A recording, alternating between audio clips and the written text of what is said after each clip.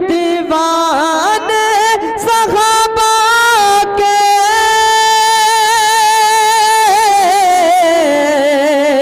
مستانے صحابہ کے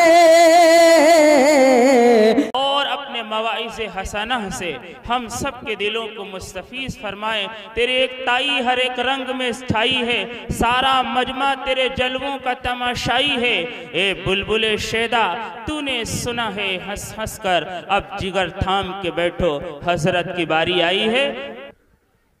الحمدللہ نحمدہ ونستعینہ ونستغفرہ ونؤمن بہ ونتوکل علیہ ونعوذ باللہ من شرور انفسنا ومن سیئات اعمالنا من یہد اللہ فلا مضل له ومن یضلل فلا ہادی له ونشہد ان لا الہ الا اللہ وحدہ لا شریک له ونشہد ان محمدا عبدہ ورسولہ اما بعد فاعوذ باللہ من الشیطان الرجیم بسم اللہ الرحمن الرحیم ان الذين قالوا ربنا الله ثم استقاموا تتنزل عليهم الملائكة الا تخافوا ولا تحزنوا وابشروا بالجنة التي كنتم توعدون نحن اولياؤكم في الحياة الدنيا وفي الآخرة ولكم فيها ما تشتهي انفسكم ولكم فيها ما تدعون نزلا من غفور رحيم صدق اللہ العظیم۔ بزرگان محترم، دینی ایمانی بھائیوں، حضرات حفاظ و قراء، علماء، مشائخ، یہاں کے منتظمین، میں آپ کی سرزمین پر پہلی بار حاضر ہوا ہوں، جس کا میں بہت شکر گزار ہوں آپ کی محبتوں کا، اور آپ نے جو عزت دی ہم لوگوں کو جس کے ہم مستحق نہیں تھے۔ آپ کو کچھ ہم لوگوں کے بارے میں زیادہ ہی غلط فہمیاں ہیں،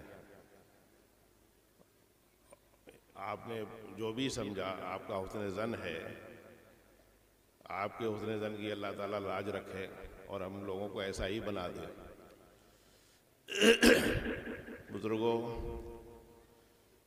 میں نے جو آیتیں آپ کے سامنے تلاوت کی ہیں، ان آیات کا بہت واضح پیغام ہے ہم سب کے سامنے، اور موجودہ حالات میں یہ آیتیں ہم کو بڑی قوت بخشتی ہیں، بڑا حوصلہ مل رہا ہے۔ اللہ تعالیٰ نے ہم لوگوں کے لیے جس دور کا انتخاب کیا ہے وہ بہت آزمائشوں کا دور ہے، بہت بڑے امتحانات کا دور ہے۔ ہمارے اخلاص اور ہماری استقامت کا امتحان ہے کہ حق پر ہم ایسے حالات میں کتنے جمتے ہیں، اور اس جمنے پر اللہ تعالیٰ کی طرف سے کیا صلہ ہے وہ آیات میں بیان فرمایا گیا۔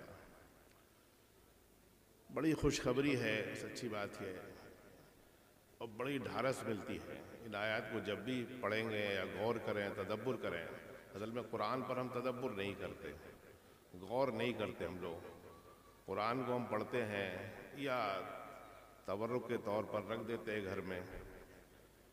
قرآن ہی وہ کتاب ہے جس نے دنیا میں انقلاب برپا کیا۔ صحابہ اکرام رضوان اللہ اجمعین بھی بہت ہی آزمائشوں کے دور سے گزرے،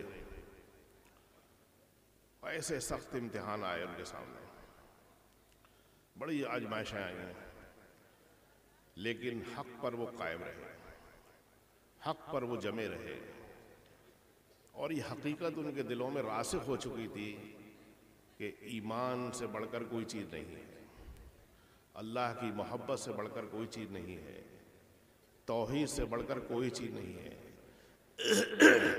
رسول اللہ صلی اللہ علیہ وسلم ہمارے ہادی اور رہبر ہیں، آخری پیغمبر ہیں، خاتم الرسل ہیں، امام الانبیاء ہیں، امام المرسلین ہیں، یہ ہمارا ایمان ہے۔ آپ کی اتباع میں ہماری کامیابی ہے۔ لیکن شیطان نے بہت ہی خوبصورتی کے ساتھ غیر شعوری طور پر ہمارے دین کے اندر بہت سی ایسی باتیں شامل کر دی ہیں جن کو ہم دین سمجھ رہے ہیں، جو دین نہیں ہے، نہ دین کا حصہ ہے، کوئی اس کا تعلق نہیں۔ ان الدین عند اللہ اسلام، اللہ کے نزدیک دین اسلام ہے، اور یہی دین اللہ تعالیٰ نے اپنے تقرب کا ذریعہ بنایا، ایسی دین اپنے قرب حاصل کرنے کا ذریعہ بنایا، اپنی رضا، اپنی خوشنودی کا ذریعہ بنایا ایسی دین، اور اسی دین کی آخری نبی پر تکمیل فرمائی۔ اعوذ باللہ من الشیطان الرجیم، الیوم اکملت لکم دینکم واتممت علیکم نعمتی ورضیت لکم الاسلام دینا۔ سورہ مائدہ کی آیت نازل ہوتی ہے عرفات کے میدان میں، جس سے پورا پیغام ملتا ہے ہم کو کہ اب دین کامل ہو چکا ہے، مکمل ہو گیا، کسی نئے نبی کی ضرورت نہیں ہے۔ ہر دور میں اللہ تعالیٰ نے اپنے رسولوں کو بھیجا ہے، ہر زمانے میں بھیجا ہے، لِكُلِّ قَوْمٍ ہاد، ہر قوم کے لیے اللہ نے ہادی رہبر بھیجا ہے۔ اللہ تعالیٰ نے جب انسانوں کو بھیجا تو ان کی رہنمائی کے لیے کوئی نہ کوئی ہادی آتا رہا، اپنے وقت پر اس نے کام کیا، اللہ کا پیغام پہنچایا، اور لوگوں کو یہ بتایا کہ لوگوں جس دنیا میں تم آئے ہو وہ عارضی ہے، جس چیز کو تم دیکھ رہے ہو یہ فانی ہے، حقیقت اس کے الگ ہے، اس سے ہٹ کر دائمی نہیں ہے، اس کو فنا حاصل ہے۔ سارے کائنات، آسمان، زمین، سب ایک دن جو ہے سب ختم ہو جائے گا۔ اعوذ باللہ من الشیطان الرجیم، اذا السماء انفطرت واذا الکواکب انتصرت واذا البحار فجرت واذا القبور بعثرت، پورا نقشہ کھینچا ہے قرآن قیامت کا۔ کیا ہوگا اس دن؟ آسمان پھٹ جائے گا، ستارے جڑ جائیں گے، سمندر سے ابلنے لگے گی آگ، قبروں سے لوگ نکل کے باہر آ جائیں گے۔ میرے بزرگوں، یہ حقیقت ہے۔ اگر اس حقیقت کا کوئی انکار کرتا ہے یا کوئی شک کرتا ہے تو اس کے دل میں روگ ہے، مرض، وفی قلبہ مرض۔ تمام انبیاء نے، اللہ کے پیغمبروں نے یہی بتایا اور یہ کہا کہ تمہارے لیے اس کی تیاری کرنا ہے، تمہارا دائمی گھر آخرت ہے۔ اسی کا تذکرہ ان آیت میں نے کیا ہے، پڑھ کے سنایا۔ ان آیت میں اللہ نے تذکرہ فرمایا ہے کہ جن لوگوں نے یہ بات کہی دل سے، اپنی زبان سے، کہ ہمارا رب اللہ ہے، ہمارا پالنہار اللہ ہے، کوئی اس کا شریک نہیں، وحدہ لا شریک ہے، اس کی ذات میں کوئی شریک نہیں ہے، اس کی صفات میں کوئی شریک نہیں ہے، اس کے نظام میں کوئی شریک نہیں ہے، اس کے کاموں میں کوئی شریک نہیں ہے، اس کی تخلیق میں کوئی شریک نہیں ہے، سب کچھ سارا بنانے والا وہی ہے، اور اس کی قدرت لا محدود، اس کی طاقت لا محدود، اس کے ارادے میں کوئی حائل نہیں ہو سکتا، اس کے فیصلے کو کوئی قلعدم نہیں کر سکتا، منسوخ نہیں کر سکتا۔ جب یہ ہمارا ایمان ہے تو میرے بھائیوں، حالات سے ہم کیوں گھبرا رہے ہیں؟ حالات سے ہم کیوں گھبرا رہے ہیں کہ لوگ سمجھ رہے ہیں کہ اسلام مٹ جائے گا؟ کوئی مٹا نہیں سکتا اسلام، اللہ کا فیصلہ ہے۔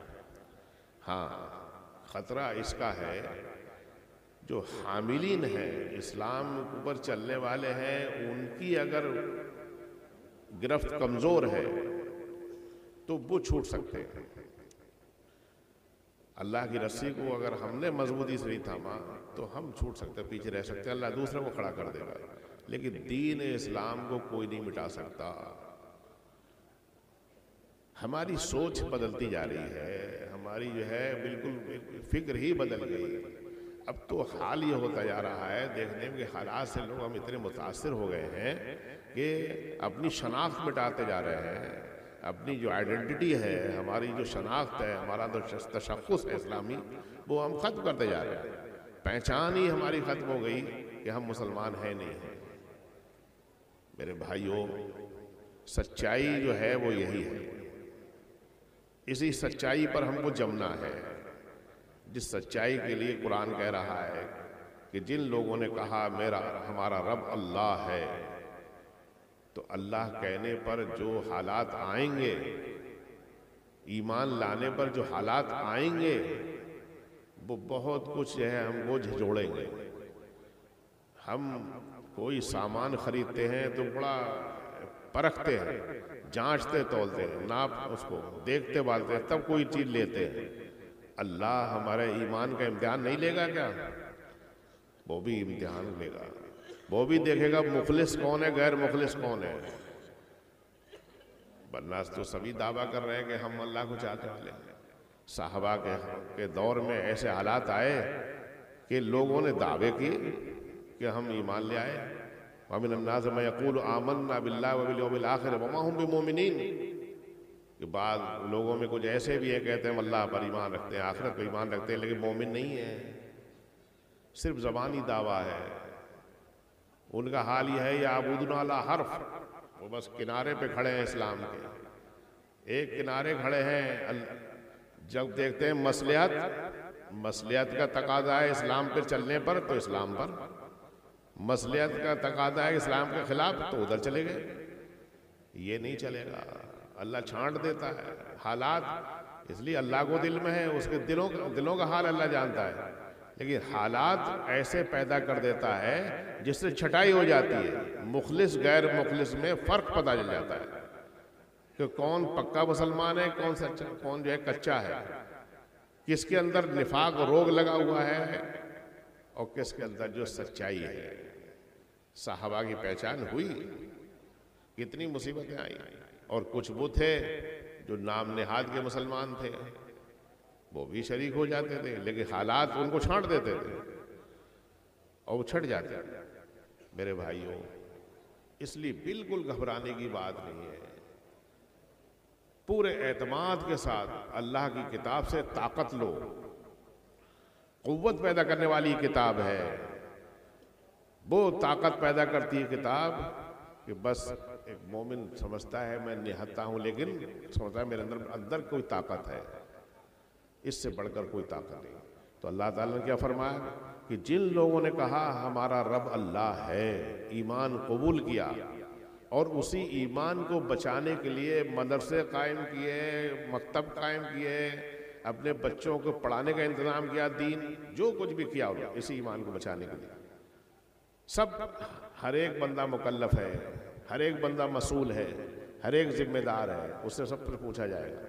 تو اس کے لیے جو بھی کوشش کی آپ نے ایمان بچانے کے لیے، اور حالات کا مقابلہ کرتے رہے، آپ حق پر چلتے رہے، دین پر قائم رہے، جمے رہے، اللہ نے آپ کو استقامت دی، تو سن لو خوشخبری کیا؟ ان الذين قالوا ربنا الله ثم استقاموا تتنزل عليهم الملائكة الا تخافوا ولا تحزنوا۔ تو ایسے بندوں پر اللہ کی طرف سے فرشتے آتے ہیں اور فرشتے ان کو ڈھارس بناتے ہیں۔ موت کے وقت فرشتوں کا نزول ہوتا ہے، اور اس وقت اس ایسے مرد مومن کو وہ خوشخبری دیتے ہیں کہ تم خوف مت کھاؤ، ڈرو مت، غمگین نہ ہو، جو دنیا چھوڑ کے جا رہے ہو اس سے بہتر تم کو ملے گی۔ تو مرد مومن تو مرتے وقت ہی مسکراتا ہوا جاتا ہے، موت سے ڈرتا نہیں ہے، وہ تو اللہ کے شوق میں اللہ تعالیٰ سے ملنے کی وہ اس کو جو ہے شوق رکھتا ہے۔ یہ ایمان کی حلاوت، ایمان کی لذت ہے کا تقاضا ہے کہ اپنے رب سے ملنے کا اس کو شوق ہو۔ اللہ سے ڈرنے کی اللہ نے قرآن میں ہدایت دی ہے، لیکن ڈرنے کا یہ مطلب نہیں ہے شیر چیتے سے ڈرتا آدمی، اس ڈر میں محبت شامل ہے، اس میں اللہ کی تعظیم شامل ہے، اللہ کا لحاظ شامل ہے کہ ہم کہ کوئی ایسی بات نہیں کرنا ہے جو اللہ ہم سے ناراض ہو جائے، ہمارا رب ہم سے ناراض ہو جائے۔ تو ایسے لوگ آخر تک جمے رہے، موت تک، تو ان پر فرشتوں کا نزول ہوگا، فرشتے ان کو خوشخبری دیں گے، وَأَبْشِرُوا بِالْجَنَّةِ الَّتِي كُنْتُمْ تُوعَدُونَ کہ تم اس جنت کی خوشخبری سنو جس جنت کا تم سے وعدہ کیا جاتا تھا نبی کے ذریعے سے۔ تم نے دیکھا نہیں تھا جنت کو، لیکن تم نے یقین کیا۔ ایسے واقعہ تم نے دیکھا نہیں تھا کہ اللہ کے رسول ایک ہی رات میں اللہ سے معراج میں گئے، آپ نے لیکن یقین کیا کہ نہیں، اللہ کے رسول نے، اللہ نے جو فرمایا وہ سچ ہے۔ تو جنت کا وعدہ کیا جاتا تھا، آج وہ جنت تمہارے آنکھوں کے سامنے ہے، اب تم اپنی آنکھوں سے دیکھ لو گے۔ اور آگے اور سنیے، کیا کتنی بڑی خوشخبری ہے، کتنا بڑا انعام ہے جو اہل ایمان کو کے لیے اللہ تعالیٰ فرما رہا ہے۔ وَلَكُمْ فِيهَا مَا تَشْتَهِي أَنفُسُكُمْ وَلَكُمْ فِيهَا مَا تَدَّعُونَ، اور یہ فرمایا کہ اس جنت میں تم کو وہ کچھ ملے گا جو تمہارا جی چاہے گا۔ چونکہ مجھے 15 منٹ دیے ہیں، یہاں کے وہی ناظم جلسہ ہیں جو بھی ایک ذمہ دار ہیں، میں اس سے زیادہ وقت نہیں لوں گا، 15-20 منٹ ہی میں بات ختم کروں گا، میں آیت کا ترجمہ کر کے رخصت ہوں گا آپ سے۔ تو فرمایا کہ اس جنت میں تم کو کیا ملے گا؟ جو تمہارا جی چاہے گا، جو تمہاری خواہش ہوگی۔ ذرا اس پہ تھوڑا دھیان دیں، غور کریں آپ۔ کوئی بھی آدمی دنیا میں کتنا بھی صاحب حیثیت ہو، کتنا ہی بڑے منصب پر ہو، کتنا ہی بڑا مالدار ہو، دولت مند ہو، لیکن جو چاہے اسے مل سکتا ہے؟ ایسا نہیں ہو سکتا، ایسا نہیں ہو سکتا۔ ہاں، اگر اس کی کوئی خواہش ہے ایسی چیز کی جو ہر شخص کو نہیں مل سکتی اور وہ اپنے وسائل سے حاصل کر سکتا ہے، لیکن فوراً نہیں مل سکتی۔ ایک آدمی کی چاہت ہے کہ مجھے فلاں قسم کا کھانا مرغوب ہے، لیکن وہ ابھی نہیں ملے گا، 1 گھنٹہ لگے گا تیار، 2 گھنٹے میں تیار ہونے میں۔ تو بھوک کی کلفت جو ہے وہ آپ کو پریشان کر رہی ہے۔ جنت میں کلفت نام کی کوئی چیز نہیں ہے، تکلیف نام کی کوئی چیز نہیں ہے۔ ارے بھوک لگی ہے، وہ کہہ رہے ہیں کہ نہیں انتظار کریے 2 گھنٹے بعد ملے گا آپ کو یہ جو آپ کا پسندیدہ کھانا۔ تو بھوکا آدمی کہے گا بھائی جو مل جائے مجھے وہی دو ابھی۔ اللہ نے کیسا وعدہ کیا ہے، جو تم چاہو گے، تمہاری خواہش ہوگی وہ تم کو ملے گا، اور جو تمہارا مطالبہ ہوگا وَلَكُمْ فِيهَا مَا تَشْتَهِي أَنفُسُكُمْ وَلَكُمْ فِيهَا مَا تَدَّعُونَ، جو تم مطالبہ کرو گے، ڈیمانڈ کرو گے، مانگو گے مجھے یہ مل جائے۔ ایک تو خواہش ہونا دل میں خواہش ہوئی وہ چیز حاضر، اور زبان سے کہنا مجھے یہ چیز ملنا چاہیے وہ چیز حاضر۔ آپ سوچیے کتنی بڑی گارنٹی دے رہا ہے۔ کون کہہ رہا ہے؟ احکم الحاکمین، ساری کائنات کا پیدا کرنے والے کا یہ کلام ہے، کسی بشر کا کلام نہیں ہے، یہ اللہ کے رسول پر نازل ہوا ہے، اور ویسا ہی ہے جیسے نازل ہوا تھا ویسا ہی رہے گا۔ کوئی اس کو بگاڑ نہیں سکتا، اس میں تحریف نہیں کر سکتا، کوئی تبدیلی نہیں کر سکتا، ایسا اللہ نے انتظامات کر دیے ہیں۔ یہی کتاب وہ ہے جو ہم کو پوری نہیں ہماری رہبری کرے گی۔ آج ہمارا قرآن سے تعلق ختم ہوتا جا رہا ہے، کمزور ہو گیا، بس کتنا وہی روایتی رہ گیا۔ معاف کیجیے، جلسوں میں بھی جو چیزیں ہم لوگ سمجھتے ہیں نا کہ ہم نے بہت کچھ حق ادا کر دیا، 2-4 نعت پڑھنے والے بلا لیے، کچھ ایسے بلا لیے، معاف کیجیے جلسے والے بھائی، کہ یہ تو مجھے لگ رہا ہے کہ آئندہ بلائیں گے نہ بلائیں گے وہ اس کی پرواہ نہیں ہے، خیر، لیکن یہ ہے کہ بس نعت پڑھ دو، یہ سنا دو۔ صحابہ اکرام میں یہ چیز نہیں تھی، وہ تو اللہ کے رسول کے فرمان پر جان چھڑکتے تھے، وہ حضور کا فرمان ہے، اللہ کے نبی کی بات ہے، جو ہم نے سنی ہے اس پر ہمیں عمل کرنا۔ اصل ہے عمل۔ ہم نعت پڑھ کے سمجھتے ہیں، یا سال میں ایک جب ربیع الاول کا مہینہ آتا ہے تو مسلمانوں کا صاحب ہجوم، میلاد نبی کا صاحب جلسہ چل رہا ہے، جلوس نکل رہا ہے، اور کیا چیزیں روایتیں صاحب، اونٹ گھوڑے، نقل رہ گئی، اب حقیقت غائب، اب ہمارے اندر نقالی رہ گئی، بس اسی میں ہم خوش ہیں۔ اور شیطان بھی سوچتا ہے کہ واہ بھائی یہ تو میں نے خوب کام سے لگایا ان کو، ان پہ میری محنت کی ضرورت نہیں ہے، یہ تو آلریڈی میرا ورک کر رہے ہیں، میرا کام کر رہے ہیں سب، تو ہم خوش رہتے ہیں۔ ہمیں کتاب سنت پر عمل کرنے میں ہمارے نفس کے خلاف ہے، مجاہدہ ہے، وہاں سے ہم بھاگتے ہیں۔ میرے بھائیوں، حالات جبھی بدلیں گے جب ہم حقیقی اسلام پر عمل کریں گے، سچے اسلام پر عمل کریں گے، اور یہ فیصلہ کر لیں گے جس دن مسلمان کہ ہمیں مرنا جینا اسلام پر ہے۔ یا ایھا الذین آمنوا اتقوا اللہ حق تقاتہ ولا تموتن الا وانتم مسلمون، اے ایمان والو اللہ کا لحاظ کرو جتنا حق ہے اس کا، اور تمہاری موت اس حالت میں آئے کہ تم مسلمان ہو، اطاعت فرما بردار ہو تمہارے اندر اللہ کی۔ یہ تم دل سے فیصلہ کر لو۔ اللہ کس چیز کا مطالبہ کر رہا ہے؟ وَلَا تَمُوتُنَّ إِلَّا وَأَنْتُمْ مُسْلِمُونَ، یعنی تم اللہ کے دین پر مرنا ہمارے اختیار میں نہیں ہے، لیکن اللہ کیوں کہہ رہا ہے؟ اللہ ایسی چیز کا مطالبہ تھوڑی کر رہا ہے جو ہماری طاقت سے باہر ہو. نہیں، ہمارا عزم، ہمارا ارادہ، اندر کی عزیمت کا امتحان ہے ہمارے اس دور میں، کہ اگر ہم نے اندر سے فیصلہ کر دیا، کوئی نہیں جانتا ہے، اللہ جان رہا ہے کہ نہیں، ہم مریں گے مٹیں گے اسی دین پر، ہم کچھ نہیں، اس لیے دنیا ہمارے لیے نہیں ہے. اپنے بچوں کے لیے ہم نے انتظام کریں گے، اپنی نسل کے لیے بھی انتظام کریں گے کہ ہم یہ ضمانت لے لیں کہ ہاں یہ مسلمان رہیں گے ہمارے بعد. ان کے لیے انتظامات ایسے کریں گے، جہاں انتظامات ہیں ان کا تعاون کریں گے. یہ آپ سوچئے.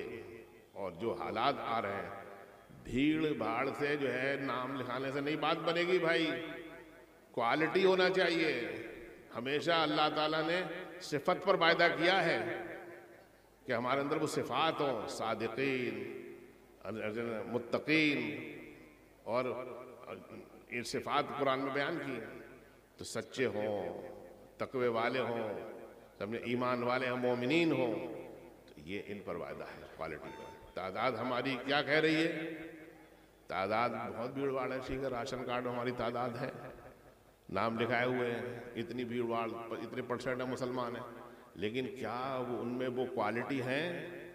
ہم اپنا کبھی جائزہ لیتے ہیں کہ ہم سچے اندر سے ہمارے اندر وہ اسلام آیا ہے نہیں آیا؟ جس اسلام پر صحابہ اکرام چلے تھے، تابعین چلے تھے، تبع تابعین چلے تھے، محدثین، فقہاء، ائمہ، محدثین اور جتنے صلحاء یہ چلے تھے. کیا ہیں ہم اپنے سلف کے طریقے پر؟ اس لیے ہمارے اندر احساس کمتری ہے، انفیریٹی کمپلیکس ہمارے اندر آ گیا ہے. ہم احساس کمتری مبتلا کہ ہم سوچتے ہیں نہیں، مومن ایمان ہو، قرآن جیسی دولت جس کے پاس ہو، اور وہ اپنے کو کمتر سمجھے، تو میں سمجھتا ہوں پھر اس نے قدر نہیں کی، پھر اس کے اندر قدر نہیں اسلام کی. لہذا آپ بات لمبی، بس اس آیت اور آگے فرمان نزلا من غفور الرحیم. یہ جو کچھ بھی ضیافت ہوگی، مہمان نوازی کس کی طرف سے ہوگی؟ بخشنے والے مہربان رب کی طرف سے. یہاں پر ہم لوگ آئے، جگہ جگہ ضیافت ہو رہی ہے، انواع اور اقسام کی چیزیں پیش کی جا رہی ہیں. اعزاز ہے یہ، اور لوگ جتنا بھی کرتے ہیں اپنے شاہ نشان کرتے ہیں، اپنی حیثیت کے مطابق کرتے ہیں، اس سے زیادہ ہی کرتے ہیں. لیکن اللہ جو ہم نے آفت کرے گا، اس کی کیا حیثیت، کیا عالم ہوگا اس کا، کیا وہ نعمتیں ہوں گی اس کی. وہ نعمتیں کیا ہوں گی؟ بس ایک ٹکڑے میں ختم کرتا ہوں. مالا عین رات ولا اذن سمعت ولا خطر علی قلب بشر. بس وہ نعمتیں ہوں گی.